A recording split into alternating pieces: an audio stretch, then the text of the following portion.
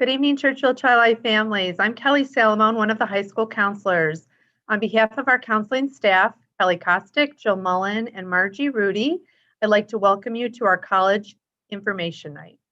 We have an informative and interactive evening planned for you that we hope is both educational and thought-provoking. We're excited to be hosting this event dedicated to our juniors who are beginning their college search and college application process. We know this process can be stressful as well as a very exciting time in your child's life. And hopefully when it's done, all of our Churchville-Chili students will be attending their college of choice. To help with the college search and application process this evening, we have invited admissions counselors from local colleges to join us in sharing information, tips, and timelines with you. We'd like to welcome our panelists. Giselle Harrington, the Senior Admissions Counselor from Roberts Wesleyan College. Megan Sarkis, Assistant Director of Office Admissions at SUNY Brockport. Matt Barry, Assistant Director of Freshman Admissions at St. John Fisher College. And Mark Embledge, Assistant Director of Undergraduate Admissions at Rochester Institute of Technology. We are happy to have our college representatives participating in this event with us, so thank you for joining us. Our evening agenda will be a question and answer format with our panelists. Parents and students at home will have an opportunity to ask questions of the panelists throughout the presentation by completing the question and answer Google form posted on our College Information Night webpage, as well as below the YouTube video. If you have a question, be sure to complete the Google form and click submit. Any questions not addressed during this event will be responded to at a later time. Following the question and answer session, we will share a slide presentation with information about the college application process here at Churchville-Chili. At this time, I'd like to introduce Jill Mullen, who will begin the discussion with our panelists. Jill? Thank you, Kelly. Our first question is going out to Megan Sarkis from SUNY Brockport, and it is, when should students be going on college visits? What does a typical college visit look like, both virtually and in person? Okay, thank you. So it's never too early to start visiting colleges, and in fact, the campus visit can really help students mold their list of schools to which they ultimately decide to apply. It also helps them narrow down the type of school they're interested in. So campus visits are so helpful at every stage in the college admissions process, but probably most helpful right at the beginning and right at the end when you're ready to make a decision. At this time of year, we have many juniors on our campuses. We have many juniors participating in our virtual campus visits as well, but we also have sophomores who are just beginning the search and maybe aren't sure if they want a large school, small school, rural, suburban, urban. So they visit schools of all types, and we're so fortunate to have so many within such a short drive of Rochester to help them narrow down their decisions. But certainly, if you are thinking of applying to a certain number of schools, absolutely you should visit at least once. And even throughout COVID, many of us have been open for tours, and we are reopening even more right now for campus tours. One good thing that has come from COVID is that for the most part, campus visits have become very personalized rather than at a school like Brockport, for example, where we typically had large groups going on tour. We just don't do that anymore. So every tour is one-on-one, every meeting with an admissions advisors one-on-one, which is wonderful. But that being said, they fill pretty quickly, and I know that I've seen that at many other campuses as well. So if you're even thinking at all about maybe visiting a campus, or maybe next month I want to do it, absolutely go on their website and check out those visits now and sign up. I hear sometimes from families that they say, well, somebody told me that I should just show up on a college campus and just kind of see what it's like when they don't know I'm coming.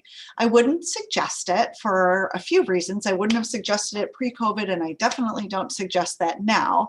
But we as colleges want you to make the most of your time on campus. So if you register for a visit ahead of time, that's when potentially you can indicate your interest in also maybe meeting with a coach or meeting with a current student or a faculty member. But we are hard pressed to schedule those individual meetings if you just show up to campus without any notice. So it's always best to go through the admissions office and schedule an official visit so that we can really make the most of your time on campus. Even if you know someone who goes to, St. John Fisher, for example, and think, well, they can just show you around. But if you go through admissions office, they may have access to more buildings or residence halls than just, any other student who goes to the college. So visits look a little bit different at colleges. Your visit may just be one that's informative for you, where you take a campus tour, you may meet with an admissions representative, where you have the opportunity to ask questions, but really it's just informal and informative. Other campus visits may be evaluative. So you may go to a campus visit, let's say Syracuse University, for example, and the admissions counselor will bring you back to their office, and then they may be asking you questions that will then go into your application file when you apply to the school. So it's important to know ahead of time what the format of that visit is. Typically that information is on the visit website, or when you, hopefully you as the student, are setting up those visits, you ask, can you tell me about the visit, or what can I expect? Do I need to know anything going into this visit? The student should come prepared to talk about themselves a little bit, and they should absolutely come prepared with questions. And we also certainly understand that parents are key stakeholders in this process and are going to have questions as well, but we also really want to hear from the students. A couple of tips I would say is, in some cases, the admissions representative that you meet with could be the person who reviews your application down the line. So grab a business card, and I highly suggest that you follow up after your visit, maybe with a quick email to that person, or even better, a handwritten note just saying, it was nice to meet you. Thank you for telling me about SUNY Brockport. I look forward to submitting my application. So to sum that up, visits look different on every campus. Even with COVID, we are still opening back up, but also colleges have a host of virtual offerings now that we didn't necessarily have more than a year ago. So distance shouldn't be a factor. If you wanted to consider a school that's really far away, check out their virtual offerings first, which is a nice perk that's come of COVID as well. Thank you, Megan. Our next question goes out to Mark Embledge from RIT. What are important factors in choosing my college? That's a big question. There are a lot of things to think about when you're deciding on a college, and it's personal to you. A lot of it has to come down to what you are looking for, not necessarily what others are looking for you. I did make a list here in no particular order, but one thing to keep in mind is that no school is right for everyone. The school that might be a good fit for your best friend might not be a good fit for you, and these are things to keep in mind. First of all, does this school, if I have an idea of what I want to study in college, does this school have that program? That's kind of an important thing. But if you're kind of uncertain, then how much flexibility does this school have? Does this school require me to apply directly to a major? If I decide later on I want to change my major, how easy is it to do that at this particular school? The size of the school. Some people want to go to the big schools, the ones they see playing football games on TV every week, and other people prefer a smaller environment. Some want a mid-sized school. There are advantages and disadvantages to each, so you have to decide really what is the best fit for you. Along that same line, what kind of setting do you want? Do you want to be right in the heart of a big city like Boston or Chicago or New York or LA? Do you want to be in more of a suburban setting, maybe near a city, but not right in the city? Do you want to be at a rural school, maybe especially if you're looking at something like environmental science or something like that, or forestry? Maybe you want to be, further away from a metropolitan area. So that's something to consider. How safe is the campus? I know it's a concern a lot of parents have, and students should also. Am I going to be safe on this campus? The subject of distance was already mentioned. Megan mentioned that. Some people want to stay real close to home. Other people want to be kind of close to home, but not that close. and some people want to get as far away from home as possible. Again, if you're far away, yeah, you get to see a different part of the country or even a different part of the world. But what if there's a big event going on back at home? Are you going to be disappointed if you can't get back home for that? What's the reputation of the school? This is not just rankings. This is talking to people that you know, people that you respect, find out where they went to school, especially if there's someone you know who's in the same field that you're thinking of. You could pick their brain. But what is the reputation of a school? One thing that I often mention, and I started with this, is fit and feel. Is this a place you think you're going to feel comfortable calling home for the next 4 or 5 years? And because that's an important factor as well. Another kind of important factor, what's it going to cost? All right. And don't always just look at the main cost of the school, because until you apply for financial aid, until you find out what scholarships you get from that school, from outside sources, you don't know what your actual costs are going to be. But, cost is something to think about. And also, when you get that financial aid package, what sort of debt would you be facing after you graduate from that school? Is it a reasonable amount of debt or not? I've still got several more here. This is the longest answer I'm going to give tonight. Support services. Are you looking for a particular kind of support services, advising, learning differences, things like that? Physical challenges, if you're confined to a wheelchair or have mobility issues, how navigable is the campus for you? What are the facilities like in the buildings? If you're an art student, what do the studios look like?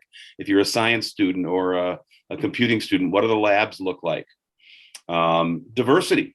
All right. Do you want to be on a campus where everyone looks and thinks the same as you? Or do you want to meet people from other states, other countries, different backgrounds, different cultures? What's the average class size? Do you want small classes, big classes, medium-sized classes? Who's going to be teaching those classes? Is it professors? Is it graduate teaching assistants? That sort of thing. What are the residents, if you're going to be a residential student, what are the residence halls or dorms like? Do they offer any special interest housing or things like that? How many people are in a room? What happens to the graduates of these schools? What is their outcome rate or placement rate? Are they getting jobs, and how quickly after they graduate? Another important thing to ask yourself is, you might think you have your dream school. Are you qualified for that school? And you have to be realistic in terms of not setting the bar too high.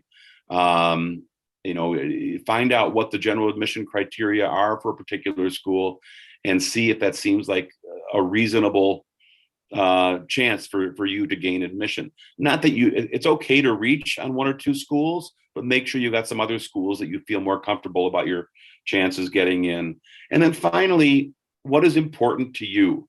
Is it athletics? Is it the opportunity to study abroad? Is it performing arts, entrepreneurship, things like that, community service? What things are you looking for on the campus? So there's a lot of things in there that I just threw at you. They're all important things to consider when you're choosing your school, but ultimately you've got to decide, where am I going to feel most comfortable calling home? And obviously this kind of goes without saying, but if you can visit a school, try to do so, because it's one thing to fall in love with a website. It's another thing to actually visit a school and see what it's like and meet the people there and see if you see yourself there.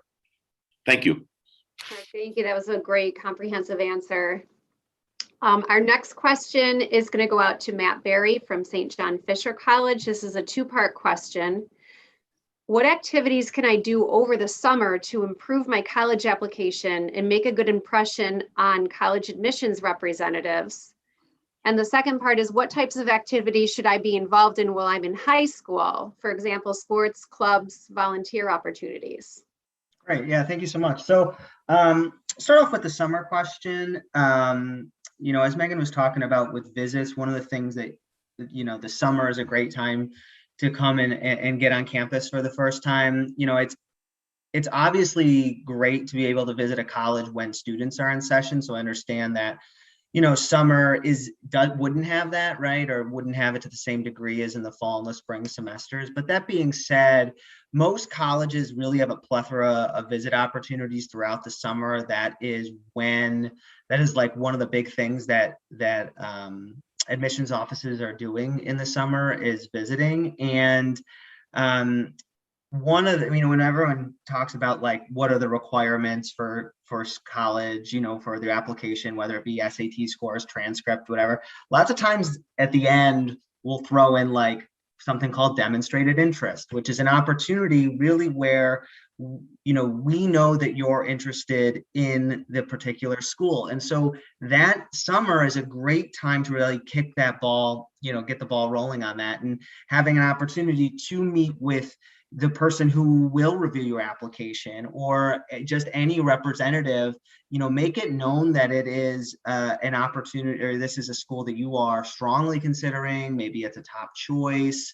That really will help the application. Like, I think, and I think it differs from school to school a touch, demonstrated interest, but the opportunity where admissions officers are able to, oh, I know them, we can make a, I know what they went through, so maybe there can be a slight change to their application or how we review them. Those things absolutely happen, but we don't know about them unless you start to create the relationship. And don't get me wrong, I think there's a careful line. You don't want to be that person that's like, oh, got another email from so-and-so again every week. Like, don't be that person, right? But be the person that goes out, introduces yourself. You have good questions, right? When you visit, I think that's a strong piece of things. If you sit down with an admissions advisor and say, do you have a biology program? Well, I can almost promise you that every place has got a biology program and it's on their website. But maybe perhaps saying what type of experiential opportunities are available through your biology program. What a difference in question, right? And that's something that you couldn't just read on the website, or, it's a little bit more in depth. So I think demonstrated interest is something that can really be developed and will really help you in the long run in terms of, what to do over the summer. That's not to say there might not be some activities to get involved with throughout the summer, but as we transition to what types of activities should I be involved in during the school year, there's not a right way to do this, right? It's not to say that, drama club is better than the key club, or, it doesn't work like that. I think, we want to see students that are involved in service, in clubs, in jobs. I will say, I think that most admissions offices have taken a realistic approach through the pandemic. We understand that things have been limited over the last year and a half. We know you're not superhuman. We know that, service is an example, it might have been harder to do service, over the last year and a half. But one thing that I will say is that it usually 9 times out of 10 looks a lot better to be more involved with 1 or 2 things than to be involved in a million things. And it's like, I went to a meeting here, went to a meeting here. It's way better to be able to build, a sort of resume. This is what I did. I did X, Y, and Z with this particular club or organization, sport, whatever it might be. There's not a right or wrong answer. One thing that I will say, though, is I think that there can be some type of a misconception when it comes to, just sort of involvement in high school, with maybe the exception of hockey at RIT here or something like that. You don't get some sort of magical bump in your application if you were the president of some club. It's not like I look at your 84 GPA, but I saw you were the president, so now all of a sudden it's a 90. Do you know what I mean? I think we need to be realistic about where clubs and organizations fit in, or sports fit in with the overall review process. At the end of the day, the school, the academics, the transcripts, the test scores. I know a lot of schools were optional, right? I'm sure we'll get there in a minute, but those are the things that are more important, to put it bluntly. And, the other pieces can shape your application. Fisher, we have a service scholarship, for example. It can help pay for things, but it's not to say that it's going to magically bump your application. All right, thank you, Matt. The next question is, I'm going to go out to Megan Sarkis from Brockport. This is a 5-part question. The first question is, due to the changes with the pandemic, are SATs and or ACTs going to be required for admissions purposes? No, is the Okay. simple answer. Okay. Um, If they're not going to be required, would you suggest that I still take them? So yes and no. You know, Matt said in his last answer that colleges are realistic about what changes have occurred from the pandemic, and the same goes for standardized tests. So as a result, most colleges, and that includes every four-year SUNY school, it includes all the colleges represented by my colleagues here, and it even includes every Ivy League college, is gone test optional for at least fall 2021 and fall 2022. But it's a shift that has been a long time coming. I would be shocked, I don't want to speak for my colleagues here, but I think we'd be surprised if colleges go back to requiring SATs or ACTs. So we're very realistic about the availability of them. So that being said, I wouldn't say, you know, if it's readily available for you, sure. I mean, why not? Give yourself an option. And if you do well on the SAT or ACT, then you have the option of including that in your application. However, I don't suggest that you travel to Ohio because that's the closest place that it's being offered, or stress that, you know, every time you sign up for one, it's being canceled. We are adjusting as colleges. We still have to enroll students, and the students we have right now have not been able to take the SAT or ACT, and that's okay. So Brockport is test optional for fall 2021, and less than 20% of our applicant pool has submitted standardized tests, and that's totally okay. We have adjusted. I would not go out of your way to take one. If it is being offered locally, easily, then sure. If you can sign up, great, because then you at least have the option as to whether or not you want to use it when filling out your college application. But I will tell you, don't stress too much about the lack of availability, because we totally understand as colleges. Okay.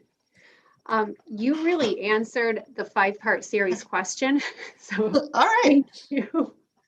The next question is for Giselle Harrington from Roberts Wesleyan College. Giselle, whom should I ask for letters of recommendation? When is the appropriate time, and how many will I need? Yeah, so this is a great question. The short answer would be ask anyone who has really good things to say about you. That's what I would say. The long answer for some suggestions might be coaches, mentors that you have in high school, employers. We have many students at Roberts that ask youth pastors, really anybody that would have great sparkling reviews for you. Teachers are obviously a great option as well. I definitely encourage students to ask.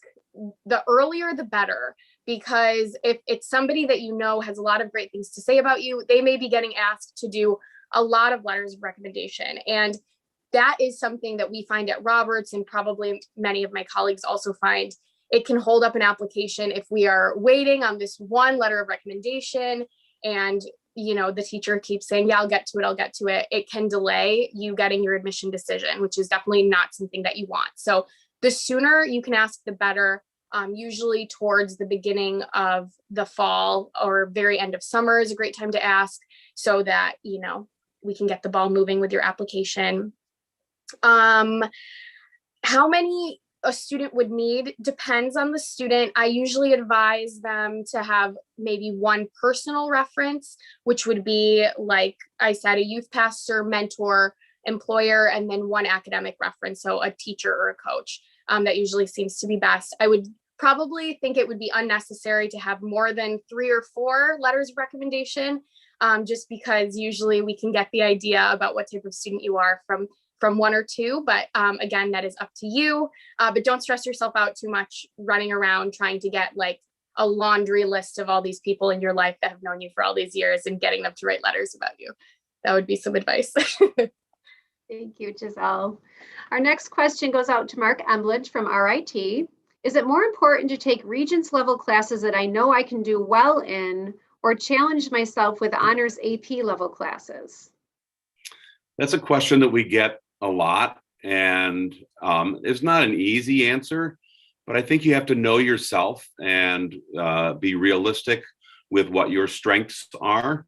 Also think about the program that you're applying to. At RIT, for example, the majority of our applicants are applying to a specific major, and we have different admission criteria depending on the major that student's applying to. One problem we run into every year, for example, with our College of Engineering, which is one of our largest colleges, as you might expect, students have to have physics in high school, they have to have chemistry in high school, and they have to have a math sequence that goes at least through pre-calculus to get admitted to our College of Engineering. But every year when we're reading engineering applications, we'll find that student who looks really good. Oh, he didn't take physics. Oh, she didn't take pre-calculus. And then we have to talk to them about other options. So that's something to keep in mind. So I would say if you're going to, when we review applications, rigor is one of the things that we consider, certainly. What was the rigor of your curriculum? Did you just take a standard college preparatory curriculum, or did you challenge yourself with higher level classes? Those higher level classes are going to be better predictors for us of how well you're likely to do once you're in college. So we like to see some of those. It doesn't mean you need to take every single AP or International Baccalaureate or college class that is accessible to you. Be realistic with what you can handle and still allow yourself to be a high school student and be involved in activities and things like that. But if you're applying to an engineering program, maybe showing us that you're strong in math and science by taking AP levels in those classes and maybe Regents level in some of the non-STEM classes might be a good way to find that balance. If I can real quickly go back to Megan's question about test optional, RIT is completely test optional now, and we are planning to stay test optional. But 2 years ago, we partnered with SUNY Upstate Medical School to offer a combined bachelor's MD program. So they do 4 years at RIT and then 4 years of med school at SUNY Upstate. SUNY Upstate is still requiring the SAT or ACT. So it is important to be aware that certain specialized programs might still be asking for those, even if the school you're applying to doesn't require them. Thank you. The next question is going to go out to Megan Sarkis from Brockport. Should I be taking math and science my senior year, even though it is not required? Yes. Thank you. I will expand a little. So you heard a great example what Mark just said about it being required for their engineering programs, and you'd be surprised at how many other majors will require some math and science. And if you take your senior year off of math and science and then go to college and have to take a math or science as a prerequisite for your academic program, that transition into that class will be even more challenging if you did not take it in your senior year. So many majors are going to require that you take math in a lot of, like phys ed, for example, one of our most popular majors, anatomy and physiology, microbiology, chemistry.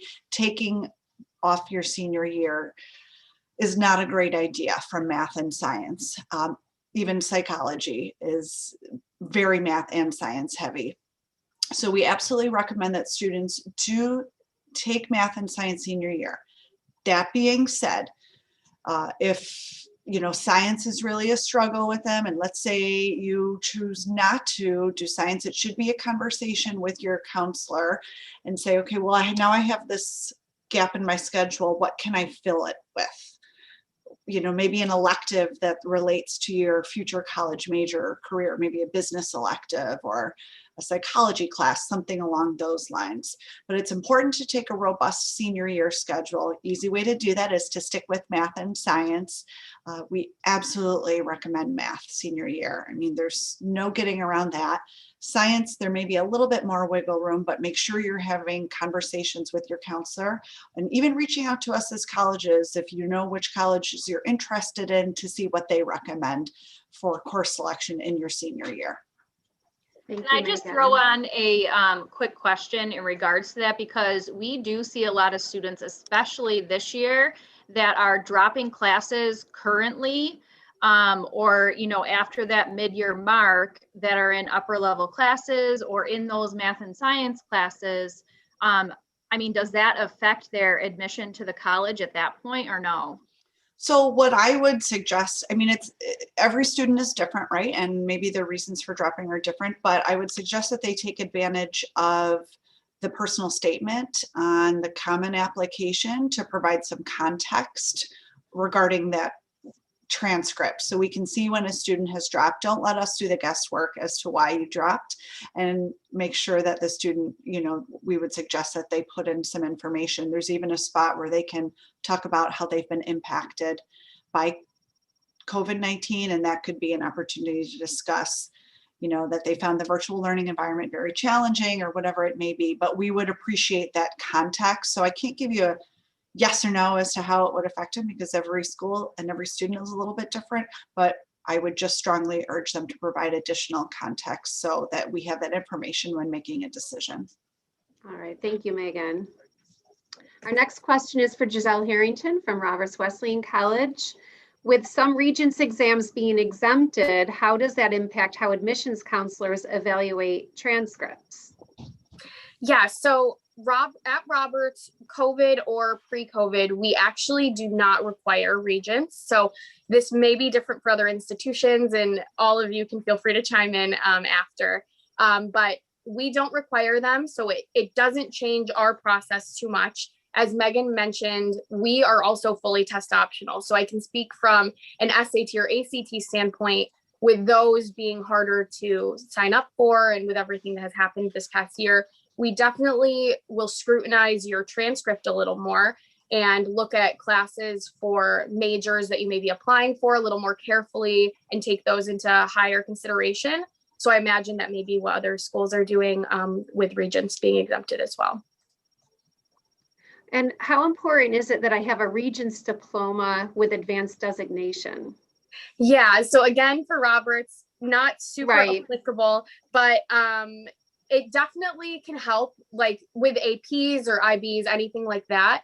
We like to see, again, academic rigor and that you are working hard and going the extra mile. So it can definitely help with academic scholarships potentially. And somebody else may have a better response for how that affects them directly. But yeah, for Roberts, it won't make much of a difference. Okay, thank you. Yeah. The next question is for Mark Embledge from RIT. When and how do I file for financial aid? So certainly cost is something we get a lot of questions about, and a lot of families are looking for scholarships, need-based aid, any money that anyone's willing to throw at them, they're willing to take. For need-based financial aid at RIT, we only use the FAFSA form. The FAFSA is something you've probably heard of once or twice or 300 times. It stands for Free Application for Federal Student Aid. At RIT, it's the only form that we use, but there are other schools that also require what's called the profile form, which comes from the College Scholarship Service. Unlike the FAFSA, the profile is not a free application. You do have to pay a fee to submit the profile. Please don't send the profile to us. We don't use it. We just use the FAFSA. So the first thing you want to do in that timeline is first apply for admission. At RIT, though, we recommend submitting the FAFSA around the same time that you submit your application.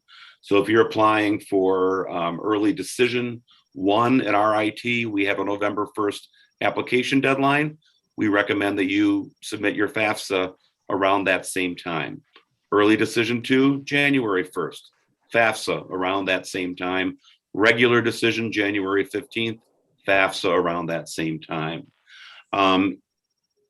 The FAFSA, though, is not your only resource. There are outside sources of aid. Some of them are more credible than others, but there are outside sources of aid.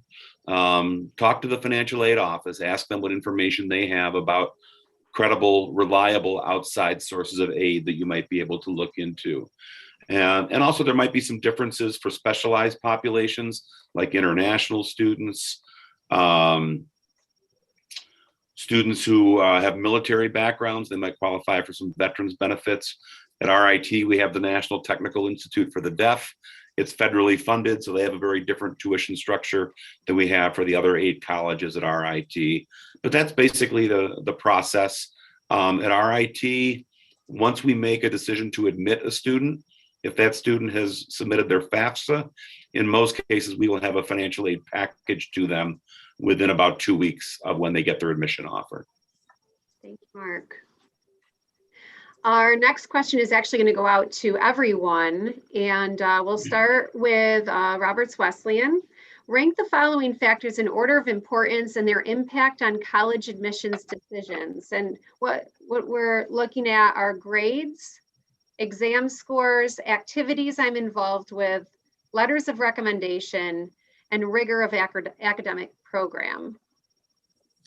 Yeah, so I would say grades are probably most important to us. So looking at your transcript, in a normal year, I would say exam scores would be second of importance, but with us being test optional, that's kind of like a 2 or maybe a 5 on the scale right now, depending on, you know, what you're planning to do with your application. Third would be rigor of academic program. Fourth, letters of recommendation. It is really great to hear about students from an outside source that loves them. And I would say last would be activities, but it is great to still be involved in activities, and we will definitely take that into consideration. All right, thank you. Megan, what about SUNY Brockport? Sure, I would say grades #1, coupled with the rigor of academic program. They kind of go hand in hand. Then I would go to exam scores. We do still look at regents a little bit. You know, we take into consideration again that not every student will have a lot of regent scores, but we do look at those particularly for some of our more competitive programs like nursing or business. And then for us, activities and letters of recommendation are of equal weight. Okay, thank you. And Matt, what about St. John Fisher? Yeah, similar. I think grades and academic rigor of curriculum are kind of coupled. You know, I mean, if you were to press me, I would say grades above rigor of academic curriculum, but you know, they really do tie in hand. You know, I heard this once, and I think it's really true that if you're in an AP class and you have a 75 average, you're really not helping yourself just because it's an AP. You know what I mean? Like, you really want to make sure that you really are helping yourself. So those two. Then exam scores, you know, if you were to submit them, we would, you know, consider them.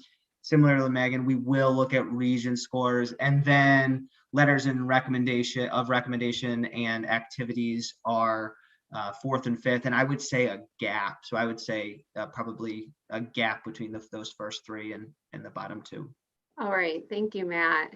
And Mark, what about RIT?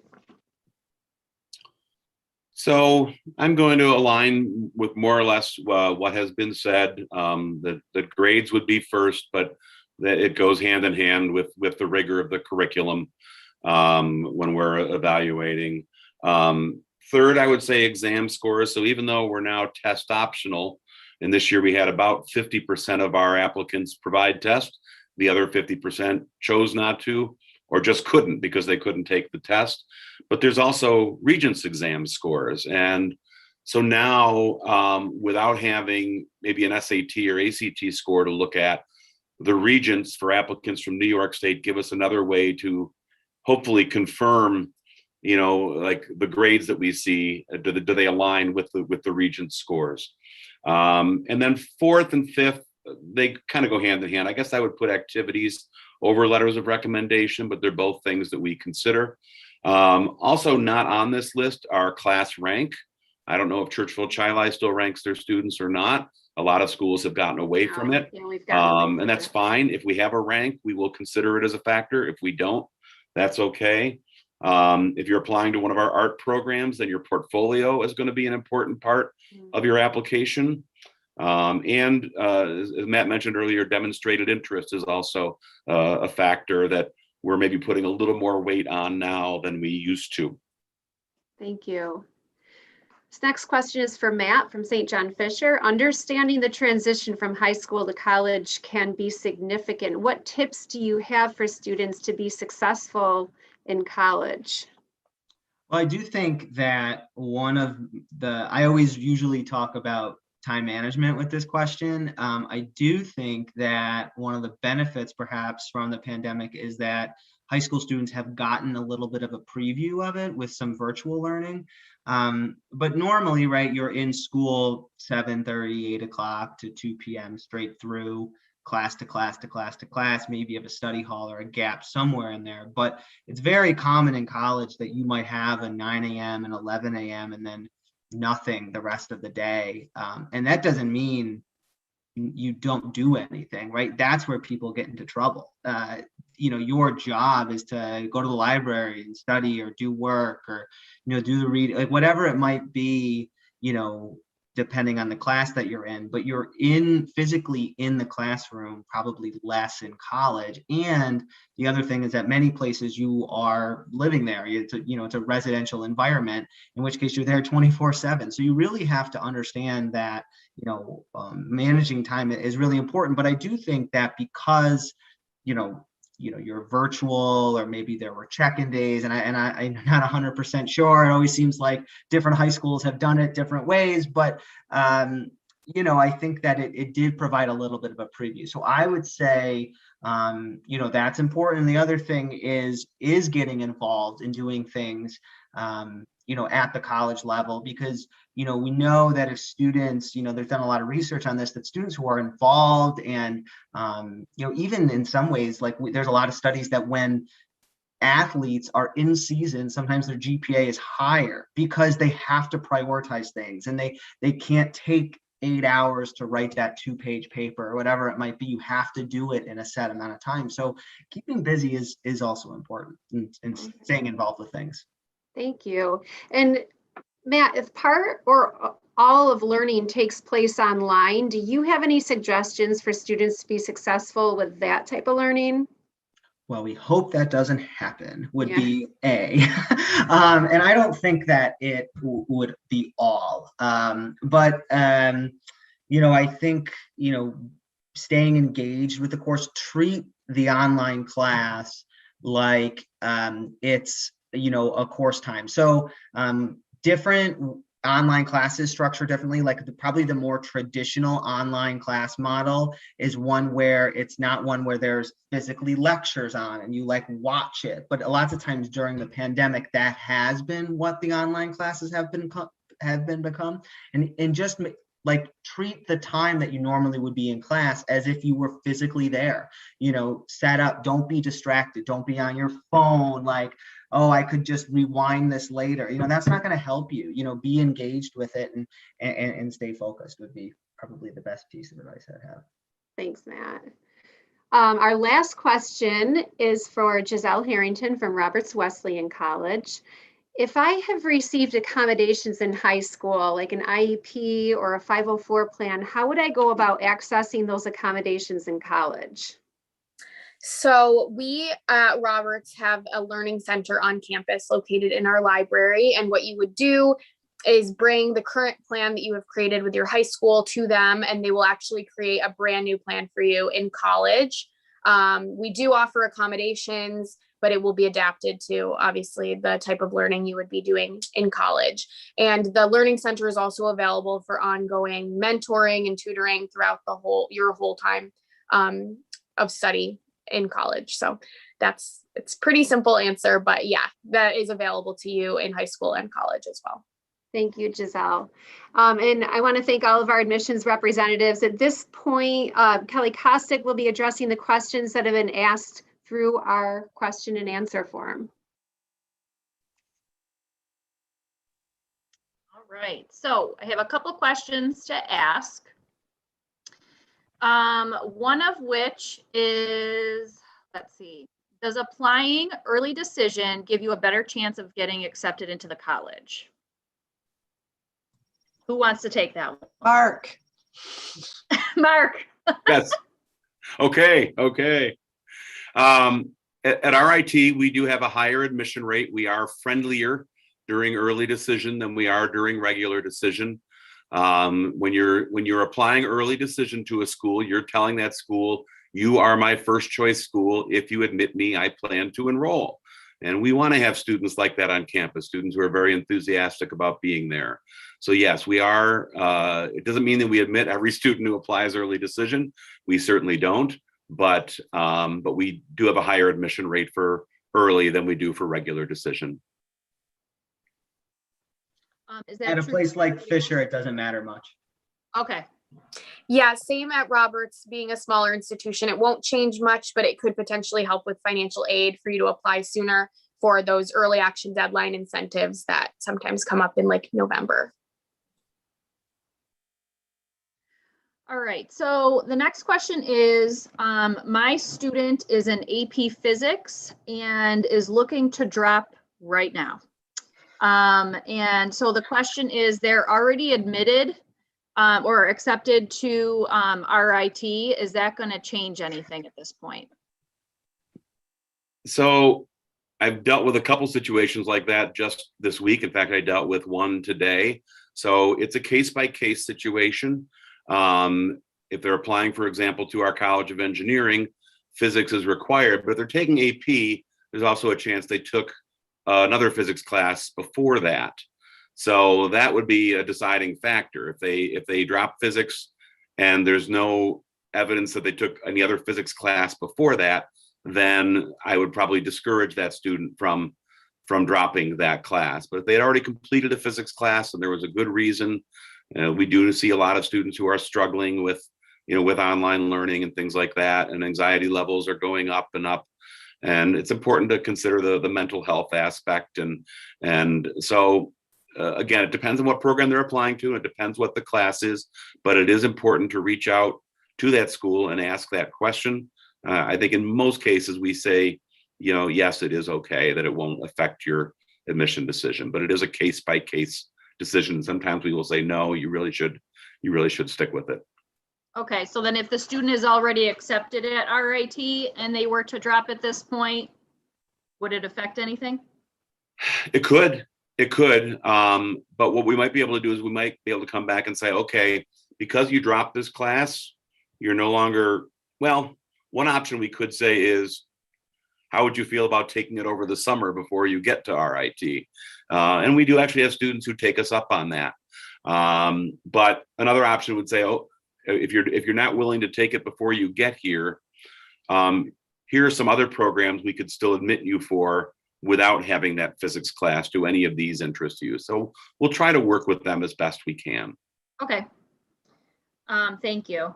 How binding is early decision? Like, is it always fully binding, or like, is there some wiggle room? Is RIT the only early decision school here? Yeah, at Fisher, it doesn't really, like, we would move you to rolling admissions, and I think like it doesn't mean don't apply early to places. That's a unique distinction. I Right. would recommend applying early, but it doesn't, like at a Fisher, I don't want to speak for Brockport or Roberts, but it doesn't necessarily have perhaps the same type of impact that it would at RIT in the review process. And so I will allow Mark, it's the Mark show today. So our early decision is kind of funny. We refer to it as our friendly early decision process. It in many ways adheres to the typical early decision. It is binding, but there are a couple asterisks. First of all, because we have different admission criteria for different programs, we ask students on their application to list their first, second, and third choice major. Sometimes we can't admit them to their first choice, but they're a great candidate for their second or third choice. So if that happens to an early decision applicant, we admit them, but not to their first choice program, they can opt out of the binding aspect of early decision. The other one is money. If they get admitted early decision, they do their happy dance, and then a few weeks later, they get their financial aid package and they're not doing the happy dance anymore. The first thing I say is talk with us. We might be able to make some modifications to that aid package depending on the circumstances. But ultimately, if they decide it's not affordable, we do allow them to opt out of the binding aspect of early decision. We don't shut the door on them, we move them into regular decision and review them again. And if they get in again, now they can look at our offer side by side with the rest of their offers and make a decision. But so that's basically the way that we do it. So it's binding, but I had one counselor tell me ours is a little bit more humane than traditional early decision plans that are binding. So I would say, while schools like RIT exist, I would say it's bad practice to go into an early decision application unless the student is really sure, especially if you're applying to a state institution, whether it's a SUNY school or an out-of-state state institution, because in SUNY, we know everywhere that you've applied. So if you apply to more than one school early decision, we know, and we call you and we say, we noticed you've applied to more than one school early decision. So it's not something that students should enter into lightly. Really just apply early decision if they're really certain it's their number one choice. Okay, great, thank you. And then just one last question. How do you handle schools that don't rank? So currently Churchville, we moved to the cum laude system. So how does that impact our students? I'll tell you from our perspective, it does not. That is the norm now rather than the exception. Schools have really moved away from class rank for a number of reasons. And it was really subjective too, because no two districts are the same, no two senior classes are the same. And, you know, you could attend a wonderful school like Churchville-Chili and have, you know, an 85 average, which could be solid and could make you a competitive college applicant, but be ranked in the bottom half of your class because it's a strong class or whatever it may be. And we also found that students, I was sat on the committee to eliminate class rank in the district where my students attend, or my children attend. And, you know, one thing that we found was that students were hesitant to do like career exploration with elective classes because they had less weight than taking an honors or an IB class. So that competition in the top 10 or top 20 for maybe 1,000th of a point, you know, we were losing the big picture. Students were losing the big pictures, family were losing the big pictures. And it's not to take away from students who would be at the top of their class, but class rank is not as important as it once was. This is my 20th year in college admissions, and we don't even look at it for schools that put it on there anymore. Okay. Anyone else want to chime in on that one, or are we all set? Very much the same. Yes, I agree. Perfect. All right, that's actually all the questions that were asked. So I am going to, I believe we're letting the admissions representatives go, and we're going to turn it over to Mrs. Rudy, Margie Rudy. Is that correct, Jill? Okay. All right. Bye, guys. Thank you so much for joining us. Thanks for having us. Thank you very much. All right. Good evening, Churchville families. This is Margie Rudy, and I am going to give you some basic information related to how does Churchville-Chili Senior High School handle college applications. Each college just kind of went through general questions that apply to most high schools, but I'm going to talk specifically about what needs to be done here at Churchville. First thing I'm going to mention is we have a program called Naviance, and this is a program that assists students with career and college information and exploration. This is something that hopefully students have been exposed to in 9th and 10th grade. All students have a Naviance account. And one of the things that's very helpful for juniors in particular is this program will allow you to conduct a college search using factors that are important to you that one of the college reps had gone into earlier. And it will help you generate a list of schools that match the things that are important to you. So that's one of the features of our Naviance program. But the other big piece of it is that is how we submit application documents to colleges. the vast majority of it, I would say 99%, is all done electronically through Naviance. So this is a program that if you're not already familiar with, you will become very familiar with, and you will be using with quite a bit of regularity once you get into your senior year. Okay. One thing that we do here at Churchville is we have senior meetings. And what this is in the fall, counselors will make appointments with all of their seniors to talk about a variety of things. One big thing is, what are your plans for after graduation? Is it college?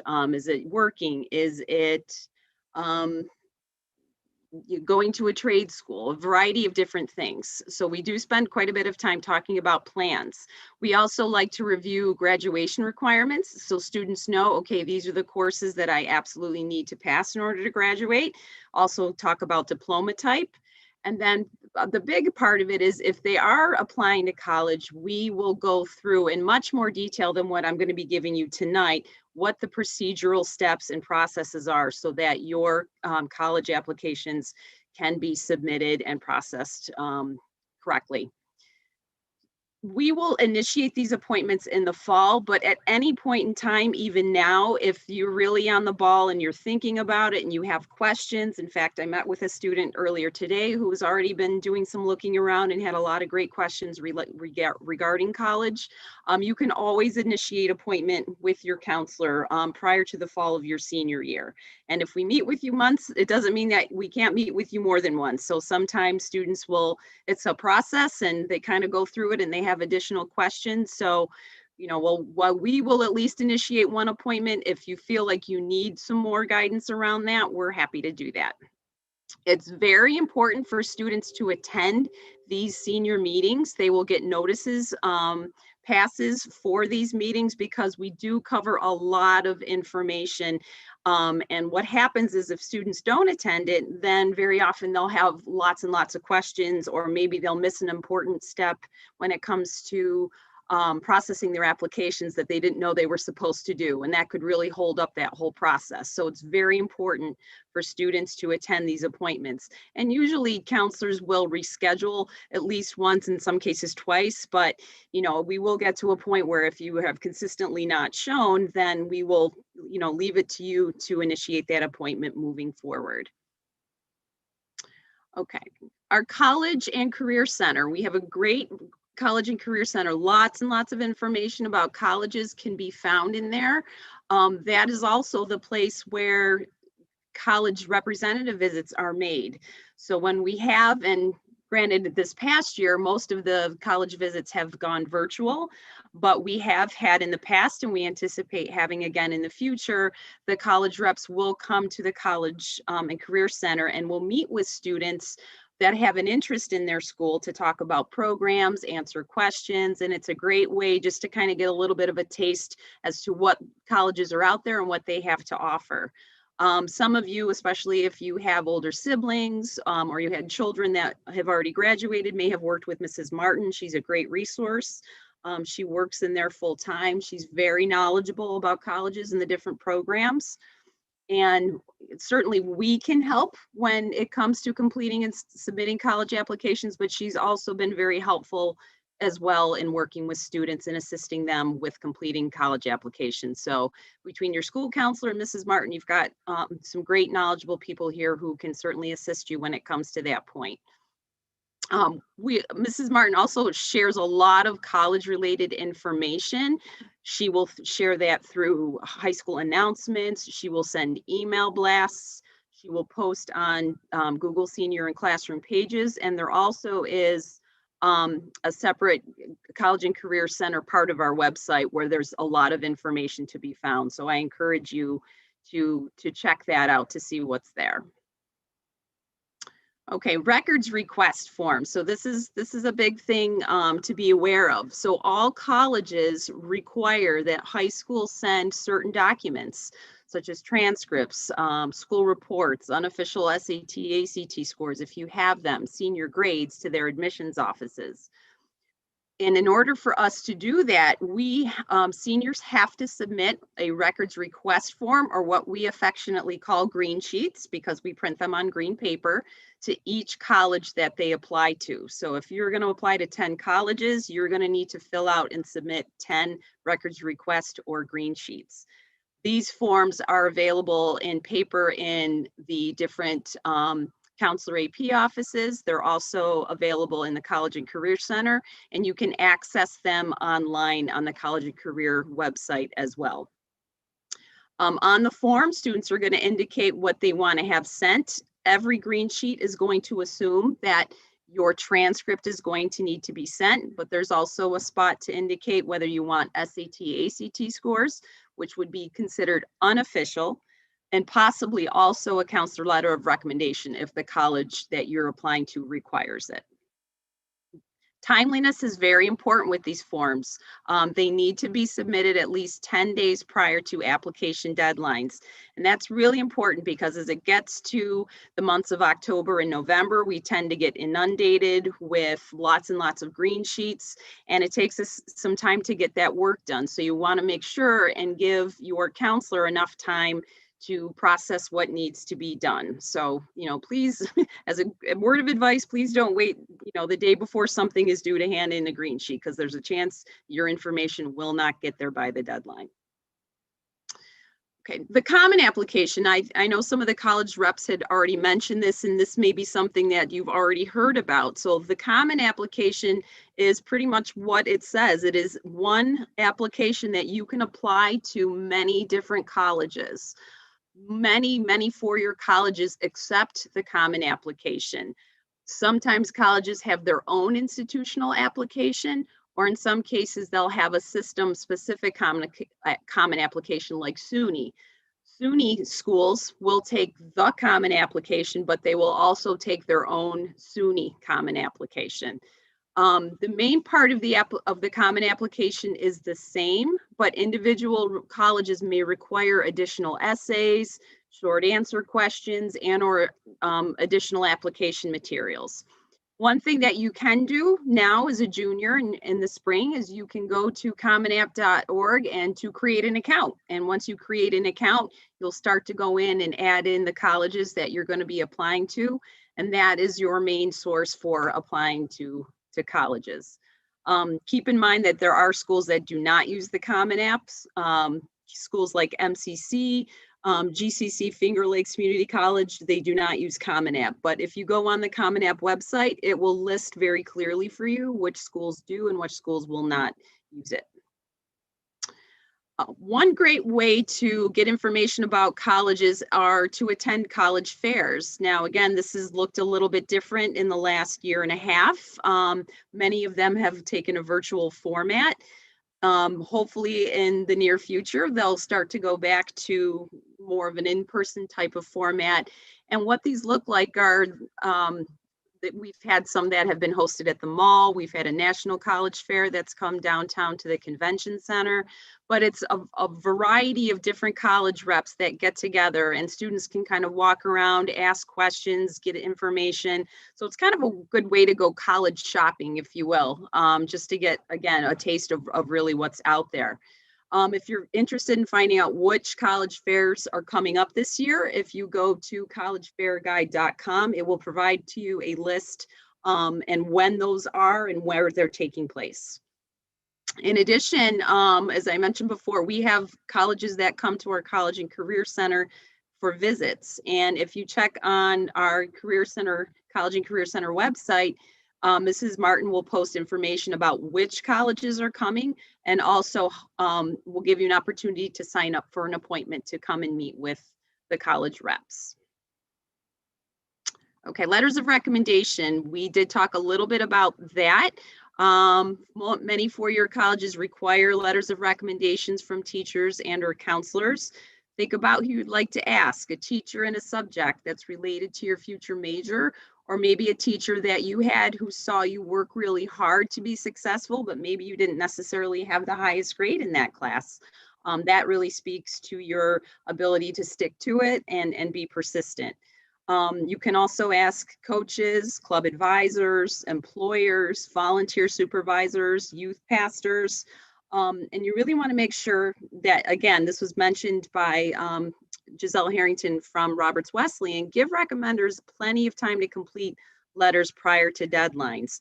There are, a given few popular teachers that tend to get asked by multiple students, and you want to give them time to be able to compose a good letter for you. So we would require a minimum of 10 working days in order to complete recommendations.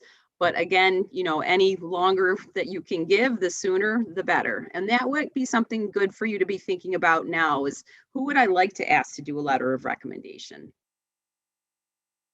Okay, just a brief slide regarding NCAA clearinghouse. So this really applies to student athletes, and specifically ones that are interested in playing sports at a Division I or Division II college. You have to be deemed eligible through the NCAA clearinghouse. And the way that you do that is you go to the website, which is listed, and you will create an account. In order to be eligible, you have to fulfill certain requirements, and every high school looks a little bit different. If you go to the NCAA website, it will tell you that these specific courses are deemed eligible, these specific courses are not. And if you've ever looked at our course handbook, we also put next to the title of the course which course is considered NCAA eligible. So if you have any questions about that, or if you're not sure that you're taking the right courses, I would suggest that you make an appointment or speak with your counselor to make sure that your academic plan is in good shape for that. Initial transcripts will be submitted to the NCAA at the beginning of your senior year, and then we will send a final transcript shortly after graduation. Okay. And fee waivers. So this is just something for you to be aware of, and I don't think that students and families are often aware that this is something that's out there. Fee waivers are available for SAT and ACT exams, college application fees, and even for the NCAA, there's a registration fee that can be waived. Participation, the way that we determine if you're eligible for a waiver is if you are participating in the free or reduced lunch program. So if you are, then that would automatically make you eligible to receive a fee waiver. And college applications can get pretty expensive. They range anywhere from $50 to $60, $75 per school. So that adds up very quickly. If you would like to request a fee waiver, I would suggest that you see your counselor. If it's for an SAT or ACT, there's a code that we would give you that you would enter when you go to register to take the exam. And there's also a way for us to verify that you're eligible for a fee waiver through Common App or NCAA. Okay, so that concludes the PowerPoint with information about how we handle some college-related processes and procedures here. And I'm going to turn it back to Mrs. Salamone, who is going to do our closing for the evening. Thank you, Mrs. Rudy. Again, a special thank you to our presenters for participating in our College Information Night. We appreciate each of them taking the time to share their knowledge and expertise with all of us, so that our junior class will be better prepared to start the college search and admissions process heading into their senior year. At this time, we would also like to thank Mandy Palaio, Churchville's Communications Coordinator, for her technical assistance in organizing this virtual presentation tonight. As we close this evening, we'd like to say thank you once again to all of our parents, students, and families for joining us.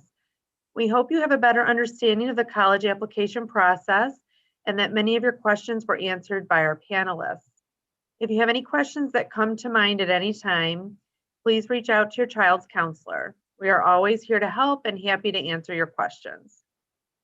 A recorded version of this event for you to review at your leisure will be available on the district website through the College and Career Center tab, as well as the College and Career Center Google Classroom page and the Junior Google Classroom page. Thank you again for partnering with us to support your children in achieving success in high school and as they look to the future to begin their journey into their senior year and beyond. We appreciate all that you do to support and guide them to reach their academic and life goals.